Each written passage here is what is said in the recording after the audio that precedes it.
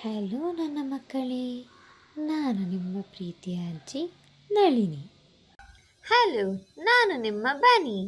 ಇದು ನನ್ನ friend tortoise. ಇಂದಿನ ಕತೆ ಆಮೆ ಮತ್ತು ಮೊಲ. ನಳಿನಿ ಅಜ್ಜಿ ಹೇಳ್ತಾ ಇದ್ದೀನಿ ಮಕ್ಕಳೇ, ಒಂದು ಚೆನ್ನಾಗಿರೋ ಕತೆ ಕೇಳೋಣ. ಒಂದು ಸುಂದರ ಕಾಡು ಇತ್ತು. ಆ ಕಾಡಲ್ಲಿ ಒಂದು ತುಂಬ ವೇಗವಾಗಿ ಓಡುವ ಮೊಲ ಇತ್ತು. ಅದಕ್ಕೆ ತುಂಬ ಅಹಂಕಾರ. ಮೊಲ ಎಲ್ಲರಿಗೂ ಹೇಳ್ತಿತ್ತು, ನನ್ನ ಜೊತೆ ಯಾರೂ ರೇಸ್ ಮಾಡೋಕ್ಕೆ ಆಗೋಲ್ಲ, ನಾನು ತುಂಬ ಫಾಸ್ಟ್ ಇದ್ದೀನಿ ಅಂತ. ಅದೇ ಕಾಡಲ್ಲಿ ಒಂದು ಶಾಂತವಾದ ಆಮೆ ಇತ್ತು. ಆಮೆ ಸ್ವಲ್ಪ ಸ್ಲೋ ಆಗಿ ನಡೆಯುತ್ತಿತ್ತು.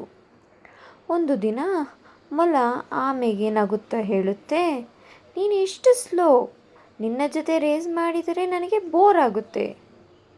ಆಮೆ ಶಾಂತವಾಗಿ ಹೇಳಿತು, ವೇಗ ಮುಖ್ಯ ಅಲ್ಲ ಮೊಲ, ಪ್ರಯತ್ನ ಮುಖ್ಯ. ಮೊಲ ನಗುತ್ತಾ ಹೇಳುತ್ತೆ, ಹಾ, ನಾಳೆ ರೇಸ್ ಮಾಡೋಣ. ಕಾಡಿನ ಎಲ್ಲ ಪ್ರಾಣಿಗಳು ಬಂದು ನೋಡುತ್ತಿದ್ದರು. ರೇಸ್ ಸ್ಟಾರ್ಟ್ ಆಯಿತು. ಮೊಲ ತುಂಬ ವೇಗವಾಗಿ ಓಡಿಹೋಯಿತು. ಆಮೆ ಶಾಂತವಾಗಿ ನಿಧಾನವಾಗಿ ನಡೆಯುತ್ತಾ ಹೋಯಿತು. ಆಮೆ ತುಂಬ ದೂರದಿದೆ, ಸ್ವಲ್ಪ ನಿದ್ರೆ ಮಾಡಿದರೆ ಪರವಾಗಿಲ್ಲ ಅಂತ.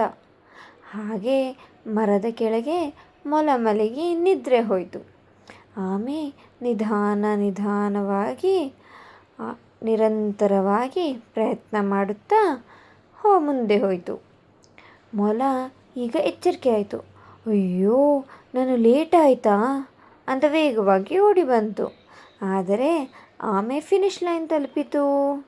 ಎಲ್ಲ ಪ್ರಾಣಿಗಳು ಸಂತೋಷಪಟ್ಟರು. ಮೊಲಗೆ ತುಂಬ ಲಜ್ಜೆ ಆಯಿತು.